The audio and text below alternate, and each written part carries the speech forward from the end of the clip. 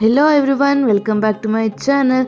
ದೇವಸ್ಥಾನ ಸ್ಟೈಲಲ್ಲಿ ಮಂಗಳೂರು ಸೌತೆಕಾಯಿ ಸಾಂಬಾರು ಮಾಡೋದು ಹೇಗೆ ಅಂತ ನೋಡೋಣ ಬನ್ನಿ. ಅದಕ್ಕೆ ಒಂದು ಮಂಗಳೂರು ಸೌತೆಕಾಯಿನ ತೊಗೋಬೇಕು. ಆದಷ್ಟು ಎಳೆ ಸೌತೆಕಾಯಿನ ತೊಗೊಂಡ್ರೆ ಒಳ್ಳೆಯದು. ಈಗ ಕಲ್ತಿದ್ರೆ ತುಂಬ ತಿರುಳಿರುತ್ತೆ, ಬೀಜ ಇರುತ್ತೆ, ಚೆನ್ನಾಗಿ ಬೇಯಲ್ಲ ಬೇಗ.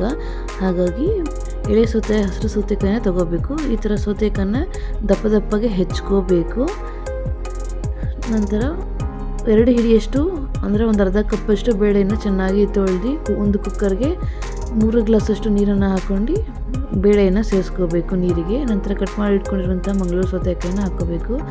ಸ್ವಲ್ಪ ಅರಿಶಿನ ಪುಡಿ, ಎಣ್ಣೆ, ಸ್ವಲ್ಪ ಉಪ್ಪು, ಕಟ್ ಮಾಡಿ ಇಟ್ಕೊಂಡಿರುವಂಥ ಟೊಮೆಟೊ ಆಪ್ಷನಲ್, ಬೇಕು ಅಂದರೆ ಸೇರಿಸ್ಕೋಬೋದು. ಇದೆಲ್ಲ ಮಿಕ್ಸ್ ಮಾಡಿ ಒಂದು 3 ವಿಷಲಷ್ಟು ಬಸ್ಕೋಬೇಕು. ಸಾಂಬಾರು ಮಸಾಲೆ ಮಾಡ್ಕೊಳ್ಳೋದಕ್ಕೆ ಒಂದು ಪ್ಯಾನ್ಗೆ ಎಣ್ಣೆ, 2 ಚಮಚದಷ್ಟು ಉದ್ದಿನಬೇಳೆ, 2 ಸ್ಪೂನಷ್ಟು ಕಡಲೆಬೇಳೆ, 1 ಸ್ಪೂನಷ್ಟು ಕಪ್ಪು ಕಾಳು ಮೆಣಸು, ನಂತರ ಸ್ವಲ್ಪ ಕರಿಬೇವು, 2 ಸ್ಪೂನಷ್ಟು ಜೀರಿಗೆ, 1 ಸ್ಪೂನಷ್ಟು ಬಿಳಿ ಎಳ್ಳು, 3ರಿಂದ 4 ಬ್ಯಾಡಗಿ ಮೆಣಸಿಕಾಯಿ, ಗುಂಟೂರು ಮೆಣಸಿಕಾಯಿ, ಇವೆಷ್ಟನ್ನು ಹಾಕೊಂಡು ಚೆನ್ನಾಗಿ ಫ್ರೈ ಮಾಡ್ಕೋಬೇಕು.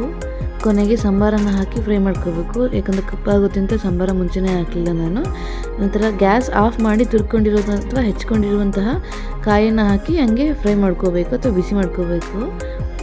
ಹುಳಿಗೆ 1 ನಿಂಬೆಹಣ್ಣೆ ಗಾತ್ರದಷ್ಟು ಹುಣಸೆಹಣ್ಣನ್ನು ತೊಗೊಂಡು ನೆನೆ ಹಾಕಿ ಇಟ್ಕೊಂಡಿದ್ದೀನಿ. ನಂತರ ಮಸಾಲೆ ಪದಾರ್ಥಗಳು ಆರಿದ ನಂತರ ಮಿಕ್ಸಿಗೆ ಹಾಕ್ಕೊಂಡು ಈ ಥರ ಫಸ್ಟು ಪೌಡರಾಗಿ ಗ್ರೈಂಡ್ ಮಾಡ್ಕೋಬೇಕು. ನಂತರ ಸ್ವಲ್ಪ ನೀರನ್ನು ಹಾಕಿ ಚೆನ್ನಾಗಿ ಗ್ರೈಂಡ್ ಮಾಡ್ಕೋಬೇಕು.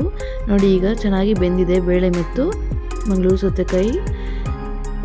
ಇಟ್ಕೊಂಡಿರುವಂತಹ ಮಸಾಲವನ್ನು ಬೆಂದಿರುವಂತಹ ಮಂಗಳೂರು ಸೌತೆಕಾಯಿ ಮತ್ತು ಬೇಳೆ ಜೊತೆಗೆ ಸೇರಿಸ್ಕೊಂಡು ಸ್ವಲ್ಪ ಕುದಿಸ್ಕೋಬೇಕು.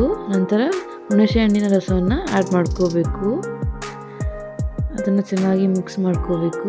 ಹಾಗೆ ಕುದಿಯೋದಕ್ಕೆ ಒಲೆ ಮೇಲೆ ಬಿಡಬೇಕು. ನಂತರ ಒಗ್ಗರಣೆಗೆ ಒಂದು ಪ್ಯಾನ್ಗೆ ಸ್ವಲ್ಪ ಎಣ್ಣೆ, ಸಾಸಿವೆ, ಜೀರಿಗೆ, ಕರಿಬೇವು, ಮೆಣಸು ಹಾಕ್ಕೊಂಡು ಫ್ರೈ ಮಾಡ್ಕೋಬೇಕು. ನಂತರ ಇಂಗನ್ನು ಆ್ಯಡ್ ಮಾಡ್ಕೋಬೇಕು. ಒಗ್ಗರಣೆ ಬೆಂದ ನಂತರ 1-2 ಸೌಟಷ್ಟು ಸಾಂಬಾರನ್ನು ಒಗ್ಗರಣೆಗೆ ಹಾಕೋಬೇಕು. ಇಲ್ಲಾಂದರೆ ಒಗ್ಗರಣೆನೇ ಡೈರೆಕ್ಟಾಗಿ ಸಾಂಬಾರಿಗೆ ಹಾಕೋಬೋದು.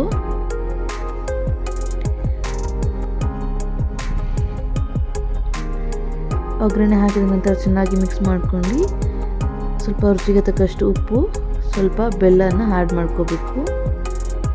ಹಾಕಿ ಚೆನ್ನಾಗಿ ಮಿಕ್ಸ್ ಮಾಡ್ಕೊಂಡು ಕುದಿಸ್ಕೋಬೇಕು. ಇದು ಅನ್ನಕ್ಕೆ, ಇಡ್ಲಿಗೆ, ದೋಸೆಗೆ ಎಲ್ಲ ಚೆನ್ನಾಗಿರುತ್ತೆ ಫ್ರೆಂಡ್ಸ್. ಮನೇಲಿ ಟ್ರೈ ಮಾಡಿ ನೋಡಿ. ಇನ್ನೂ ಯಾರು ನನ್ನ ಚಾನಲ್ಗೆ ಸಬ್ಸ್ಕ್ರೈಬ್ ಆಗಲಿ ಈಗಲೇ ಸಬ್ಸ್ಕ್ರೈಬ್ ಆಗುವ.